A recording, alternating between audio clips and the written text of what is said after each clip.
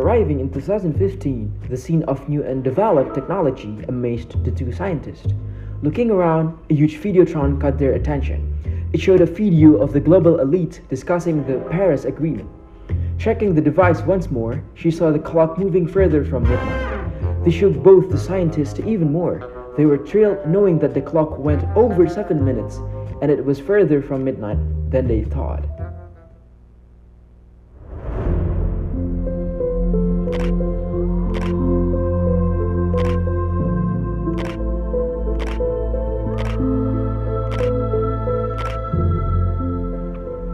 Imagine a world where every environment is pristine, every stream is clear, and every green space is thriving. Sadly, that's not the reality we face. A single piece of trash may seem harmless, but over time it can cause severe consequences. Littering leads to pollution, harming wildlife, and damaging ecosystems. And the longer this goes on, we face more extreme weather events, floods, storms, and droughts. Environment isn't the only thing it impacts, but our communities and the way we live. Let us all be mindful and always remember that every small thing we do can and will lead to a bigger impact in the future. Please welcome Bartholomew Jordan.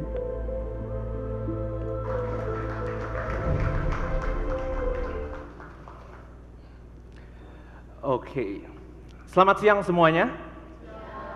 Oke, as you can see on the screen, di sini ada gambar bumi, kemudian ada angka suhu 1,5 derajat Celcius. Kalau apa yang terlintas di pikiran kalian, ini kayaknya orang mau ngomong soal bumi nih, atau mungkin lingkungan, atau mungkin climate change. Yes, yes, and yes, you guys are 100% correct. Oke, jadi ada apa sih dengan angka 1,5 ini? Angka ini adalah angka yang dirilis oleh IPCC atau Intergovernmental Panel on Climate Change, yang menyatakan bahwa ini adalah Earth's tipping point, atau mungkin gampangnya ini adalah ambang batas aman kenaikan suhu si bumi, tempat tinggal kita. Oke, kita lihat berikutnya. Pertanyaannya, di mana kita sekarang? Ini adalah grafik yang menggambarkan kenaikan suhu dari tahun 1850 sampai tahun kemarin, 2023. Dan kita ada di, ya, kita ada di atas sana. We are there. 1,4 derajat Celcius. Dan can you imagine how close we are to the Earth's tipping point? Dan emang apa yang akan terjadi sih kalau misalkan kita lewat dari 1,5 derajat Celcius? Ya, ini ada beberapa impact, list of impacts, tapi ini cuma sebagian kecil dari sekian banyak. Kalau semuanya nggak akan cukup di sini, gitu. Jadi akan ada 14% biodiversitas akan hilang, terus terumbu karang juga rusak. Kemudian 12% akan populasi global akan mengalami gelombang panas yang akan menuntun pada kekeringan, kebakaran hutan, kebakaran-kebakaran yang lainnya, including kebakaran jenggot gitu ya. Karena kita kalau udah panas bawaannya tuh emosi, kesel gitu kan. Terus yang terakhir ada lagi peningkatan potensi banjir. Kita tahu kita juga banyak dilanda sama isu penurunan muka tanah, terus juga ada sea level rise, tanah turun, air laut naik, what a perfect combo. But we are not okay, gitu. Dan padahal di 3 tahun lalu, IPCC udah mengeluarkan report, ini 2021 ya teman-teman, yang menyatakan code red for humanity. It was supposed to be our wake up call. This is serious and this is no joke. Karena di laporan itu mereka menemukan di tahun 2010 sampai tahun 2020 bumi ini mengalami kenaikan suhu yang sangat amat signifikan sejak tahun 1800-an. Dan pertanyaannya, are we getting better? Enggak lagi. Tahun lalu kita 1,4 derajat Celcius and it was the hottest year.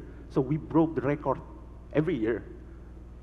Oleh karena itu, hari ini gue, Bartholomew Jordan Hetaria dari Green Welfare Indonesia akan bicara tentang small litter to big disaster. Iya, tindakan kita, pilihan kita, apa yang kita lakukan sekarang itu akan menentukan ke depan. Yang mungkin kita pikir, cuma buang sampah, itu dampaknya bisa besar ke depan, gitu.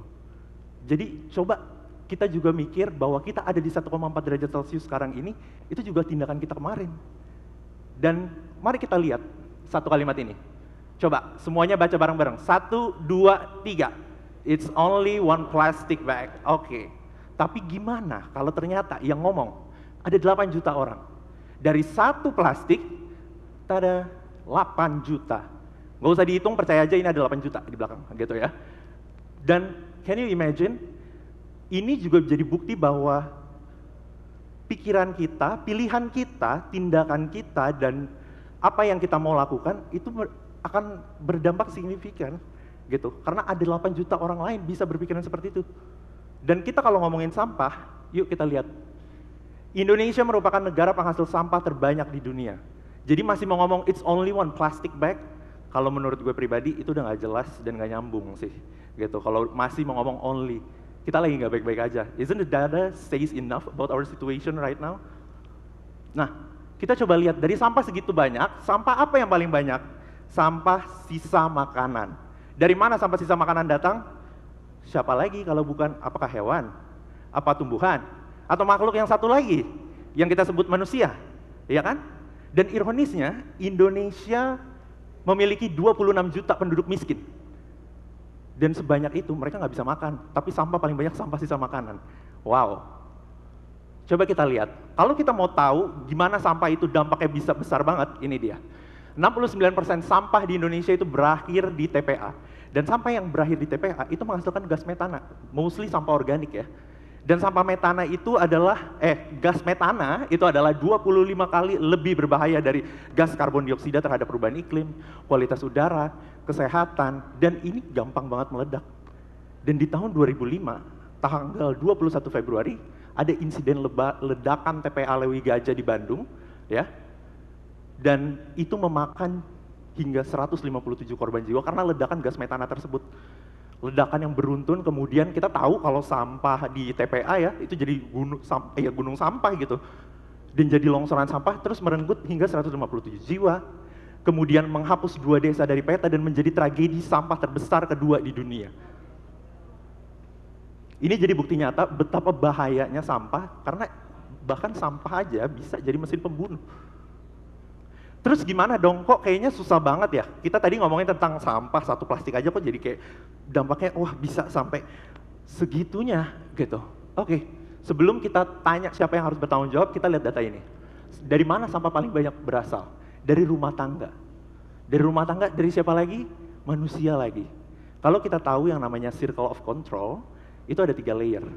Yang pertama, circle of control yang bisa kita kontrol, circle of influence yang kedua, itu yang kita nggak bisa kontrol tapi kita bisa pengaruhi, dan circle of external yang di luar dari kendali dan di luar kontrol kita.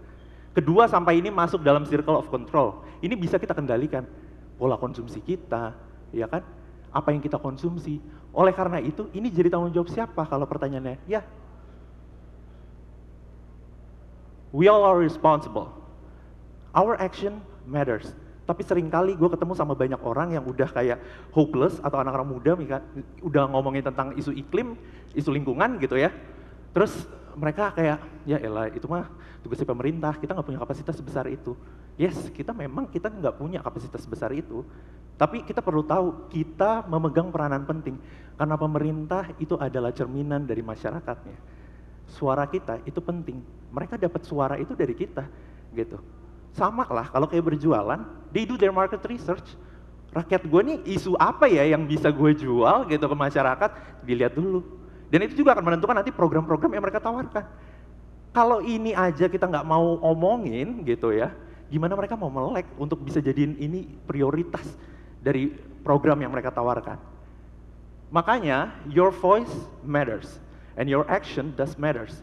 Yang kita perlu lakukan adalah kita harus bicarakan ini, kita bawa ini ke obrolan kita sehari-hari. Kita bawa isu lingkungan supaya apa? Semua tahu. Jadi pemerintah juga dengar gitu. Jangan cuma bilang pemerintah, tapi kita sendiri lupa bahwa kita juga punya peran di situ. Oke, next slide. Ya, kita bicara tentang action, itu bisa disimplify dengan rumus seperti ini. Ada small action dikali a lot of people sama dengan big impact. Jadi kalau misalkan bicara action, itu bukan tentang gue bisa bikin A, B, C, D gitu ya. Tapi tentang seberapa banyak orang yang bisa kita pengaruhi. Karena ini menjadi variabel yang akan mempengaruhi seberapa besar impact yang akan kita hasilkan nanti. Tadi kita udah lihat tentang circle of control.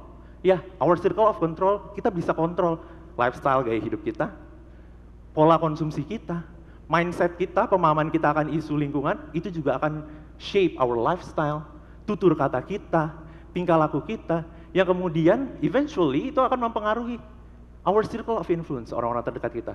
Isi rumah kita, keluarga kita, teman-teman, kerabat. Dan jangan lupa, our circle of influence, they have their own circle of influence. And so on. And so on. Jadi itu dampaknya. Dari yang lingkaran kecil ini yang kita lakukan, perubahan kecil yang kita lakukan, dan kita bisa lihat how far we can go. Dan itu jadi sebuah big impact. Atau mungkin kita bisa lihat dengan ilustrasi seperti ini. Sebuah upaya-upaya yang kita lakukan secara individu atau individual effort, pada akhirnya itu akan menuntun pada yang namanya collective effort. Dan collective effort itu akan menghasilkan kemudian kolektif sukses. Gitu. Ya, akan jadi sebuah gerakan kolektif yang dilakukan bersama-sama nih.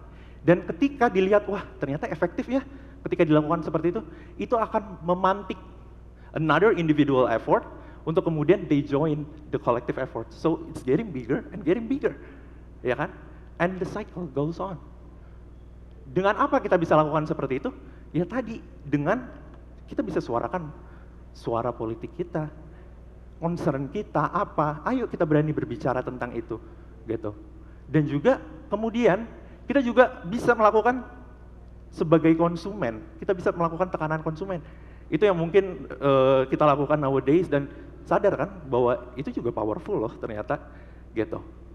Dan ketika ini sudah jadi gerakan yang masif, ini akan terus dan akan menuntun pada pro-environmental behavior. Dan ini berlaku untuk apapun yang kalian perjuangkan, apa yang kalian concern, ya seperti inilah, gitu.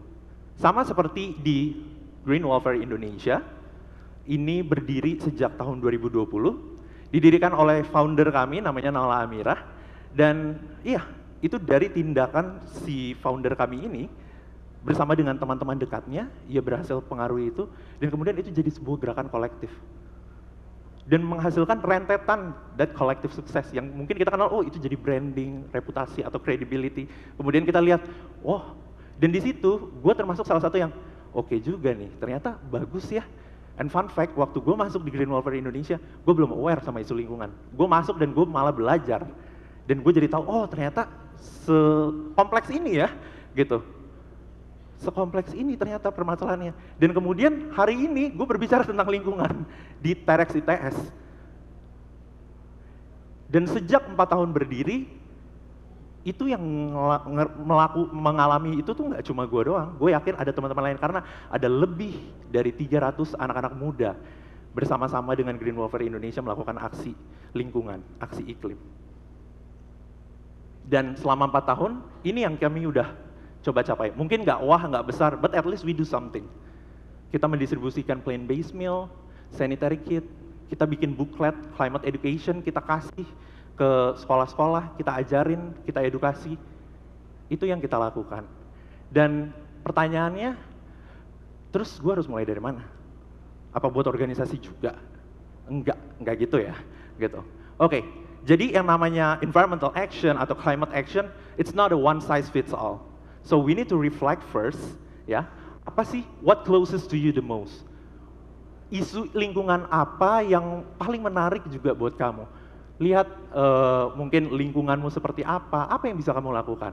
Atau mungkin dengan jurusan gue sekarang, apa ya yang align? Gue sebagai anak arsitektur landscape, ada landscape-nya di belakang, gitu ya. Gue sebagai anak arsitektur landscape, gue belajar untuk merancang, menciptakan ruang-ruang hijau, gitu. Dan kemudian gue melihat, oh ternyata ada intersection juga nih terhadap iklim, gitu, terhadap lingkungan. Ternyata ruang hijau juga punya peran ekologis yang penting.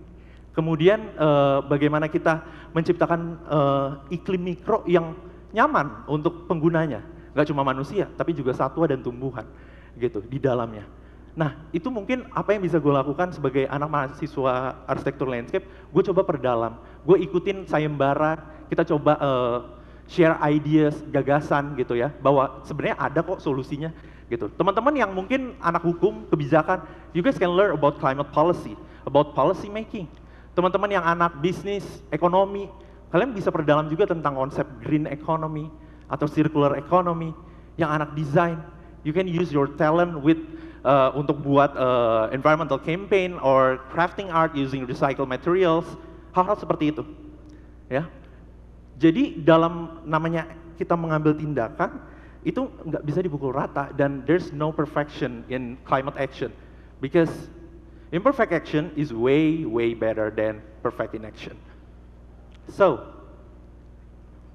kita juga nggak bisa gitu ya, seperti yang ditulis di quotes ini, no one can do everything but everyone can do something. Jadi jangan paksa diri untuk kayak gue mau A, B, C tadi ya, small action itu bukan tentang banyak yang kita lakukan. Kita lihat ilustrasi ini. The first illustration with even 100% effort, but that portrays of someone who trying to do everything by himself. It barely took him anywhere. Tapi kalau kita mau ambil bagian kita, yuk kita sama-sama, karena ini masalah kita bareng-bareng, with only 50% of effort each, it took us far and far away. Nah, namun kemudian pertanyaannya, kenapa nih? Kok kelihatannya juga masih banyak ya orang-orang yang belum melakukan aksi lingkungan, gitu kan? Kenapa ya? Gitu. It's because mungkin mereka tidak aware. Mereka tidak, apa ya, kalau kita bilang, they don't really know what is going on, what is really going on, gimana impact-nya ke kita. Dan pertanyaannya lagi, if they are not aware, how would they care? Gimana caranya? Untuk kita bisa sembuh, kita perlu sadar dulu kalau kita ini lagi sakit, kita lagi nggak baik-baik aja, gitu. Untuk kita bisa sembuh, kita perlu sadar kita lagi sakit, ya kan? Nah, sekarang pertanyaannya, yang perlu diselamatkan bumi atau manusianya? Narasi yang berkembang, kita bilang selamatkan bumi, pelihara bumi, bumi rusak, ya kan? Bumi marah, ya kan? Nah, pertanyaannya, apakah narasi tersebut salah? Kita nggak bisa bilang itu salah gitu, tapi mungkin tidak tepat kalau kita mau push personal action ke manusia yang kita bisa bilang kita cukup keras kepala juga ya, gitu. Itu nggak akan kena gitu. Kita perlu sadar bahwa semua impact ini tuh pada akhirnya itu akan kembali lagi ke siapa? Ke manusianya, bukan soal buminya. Gitu. Jadi mungkin kita yang salah paham, bukan narasinya yang salah, kita yang salah paham. Ya emang benar, jaga bumi, kita perlu juga pelihara bumi, tapi ujung-ujungnya buat siapa lagi? Misalkan jangan mengeruk sumber daya alam dan lain-lain, itu simple banget, basic banget. Untuk siapa sih? Ya kita lagi, manusia, ya kan? Itu untuk manusia. Jadi kita perlu sadar dan perlu tahu, gitu. Kemudian bumi marah, terjadi bencana dan lain-lain. Coba, hari ini kan judulnya ada big disaster, bencana. Kita lihat definisi bencana. Bencana itu adalah peristiwa atau rangkaian peristiwa yang panjang lah ini ya, mengancam dan mengganggu kehidupan masyarakat, gitu kan. Dan ini sebenarnya menggambarkan, kalau kita bisa lihat di situ gue ada highlight gitu ya, ada mengganggu penghidupan masyarakat atau mungkin kita simplify, ya merugikan manusia lah. Definisinya aja manusia banget gitu, kita lagi gitu. Kita tahu ada gempa bumi, ya kan, yang namanya lempengan tektonik itu bergerak. Kita tahu gunung meletus gitu kan. Yang namanya panas bumi perlu dikeluarkan, dan pada akhirnya malah menyuburkan area-area pertanian di sekitarnya. Itu adalah proses alam yang natural, tapi kemudian kita sebut bencana karena apa? Karena di situ ada kita. Gitu. Coba kalau kemudian bencana gunung meletus di entah berantah ada manusia, apakah kita sebut itu bencana alam? Kita kan sebut itu erupsi gunung apa, gitu kan? Jadi pada akhirnya kembali lagi ke kita, gitu. Kita perlu tahu kalau apapun yang kita lakukan, mungkin pada akhirnya bumi akibat dari bencana, kita tahu ya ada istilah suksesi gitu, ada suksesi vegetasi, suksesi ekologi, segala macam. Ya itu proses alam, itu alami loh gitu. Mereka they can regenerate, bumi itu bisa regenerate, they can heal themselves gitu. Tapi kita enggak gitu. Bumi will just be fine actually without us. Jadi kita perlu sadar bahwa yang sedang tidak baik-baik saja di sini itu adalah manusianya, bukan buminya. Jadi kalau mau ngomong kayak, kepada siapa kita ngomong GWS deh, gitu. Kita ngomongnya GWS deh, gitu. Ke siapa? Ke bumi atau ke manusia? Ke manusia, thank you. So, colek kanan kiri, sekarang bilang GWS deh kita. Kenal nggak kenal, ngomong GWS deh kita, biar ngelotok sampai ke kepala gitu. Yang perlu ditolong tuh kita di sini gitu ya. So, intinya ini semua kan kembali ke manusia. Yang butuh pertolongan itu kita lagi.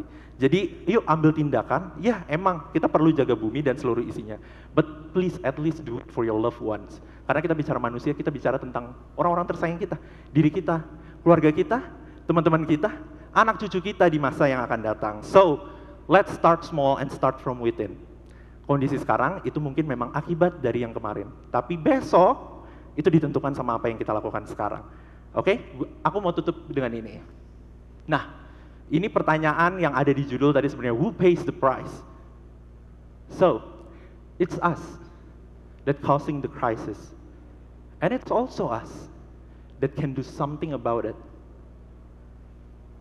So everything, it will depend on us. So here's a food for thought. Knowing that, what are you gonna do about that? Thank you.